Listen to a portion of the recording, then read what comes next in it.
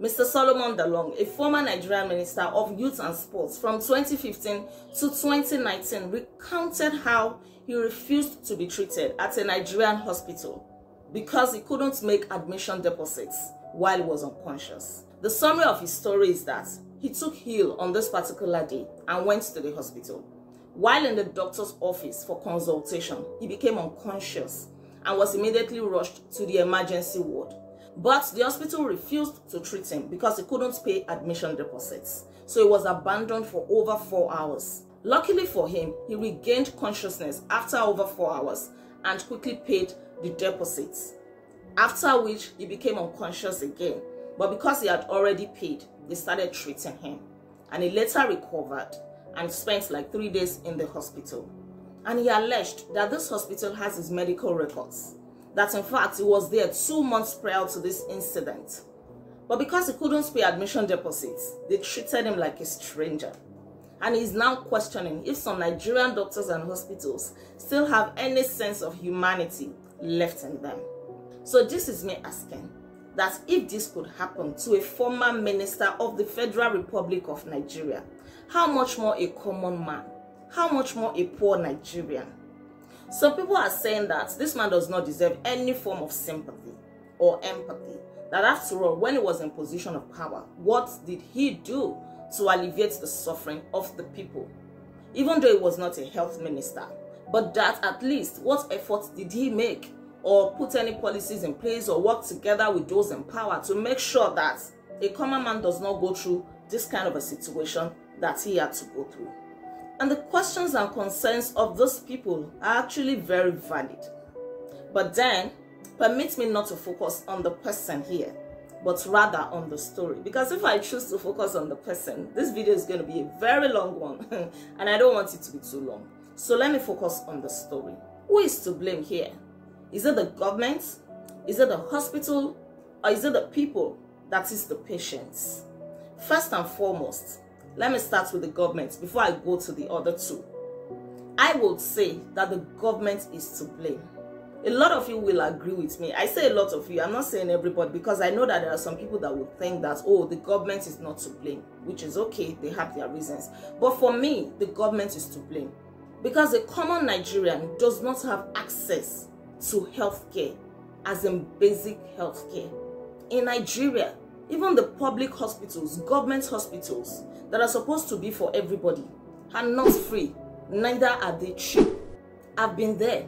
You will have to pay, yes, and you're not paying cheaply. And even with your money in your hands, the stress that you will go through is something else. So some people would rather choose to go to private hospitals, even though some of these hospitals have so many consultants, in different areas of specializations. But then, when you think of having to move from point A to point B to point C to point D to make payments or to run series of tests, then you will think twice. You would rather say, oh, let me go to private hospitals where I don't have to go through all of this stress. But what is the Nigerian government doing to alleviate the suffering of the people with regards to healthcare? And to think that in Nigeria, people pay taxes. Just recently, cybersecurity tax was introduced.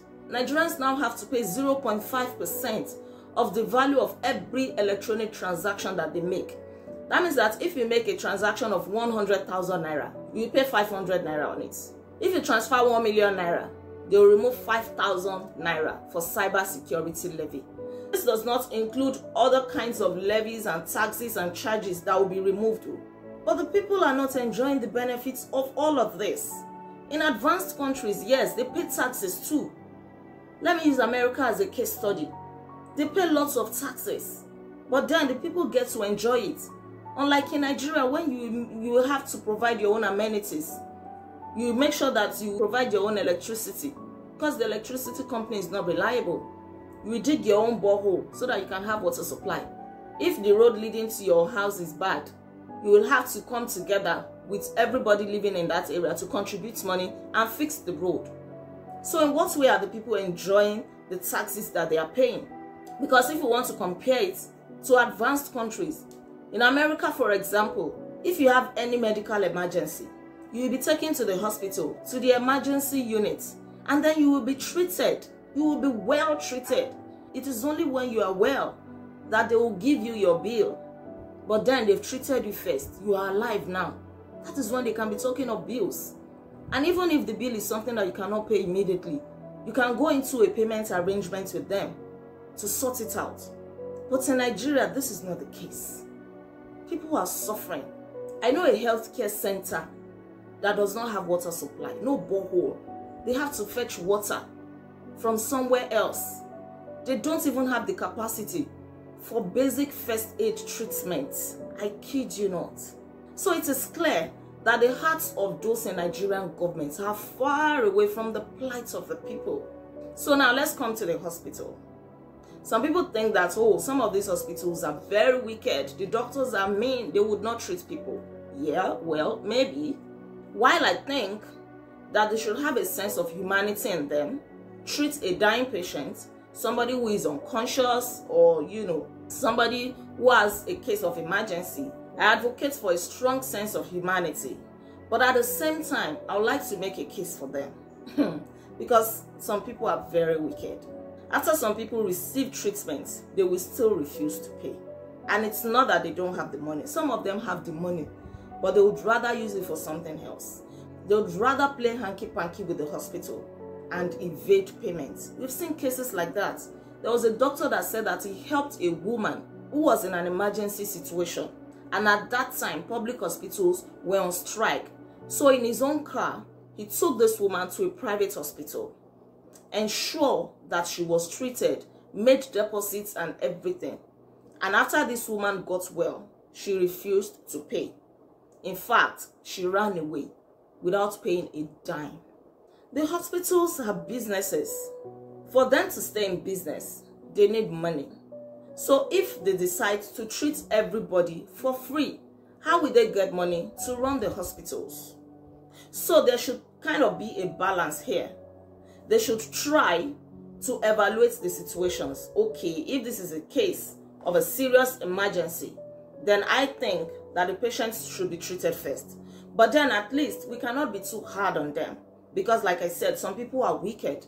And these hospitals need money. They'll pay their staff. They'll pay the doctors. And you want to come in and enjoy good treatment. So all of this costs money. And I know that the government once put laws in place that hospitals should treat gunshot patients and even accident victims.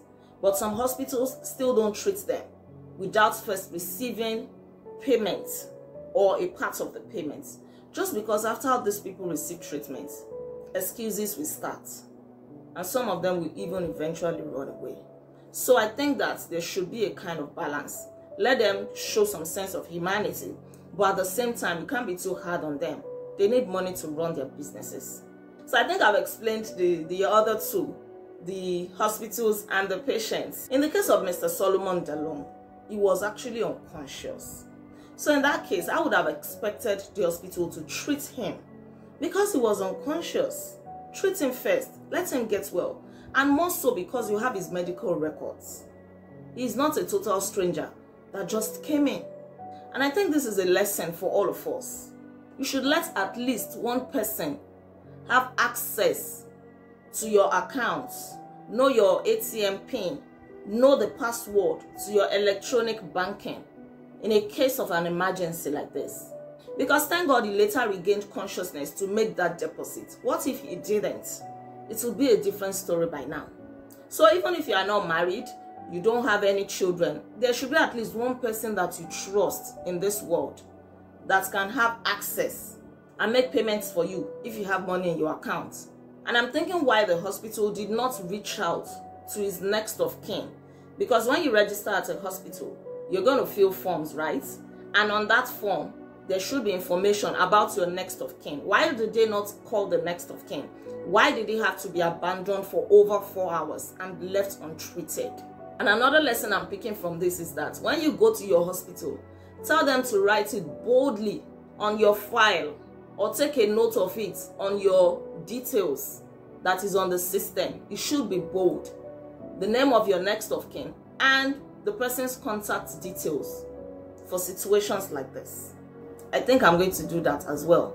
They should write it boldly. It may not occur to them to check if there is somebody that they can call to come to your aid. So these are some of the things that I think about the situation. What do you think? Please share with me in the comments. Don't forget to like this video. Kindly subscribe to my channel in case you are yet to subscribe. I remain Olade Agbaje, aka First Lady, and on this channel, I encourage you to live intentionally. I'll come your way again, God willing. Until then, be intentional.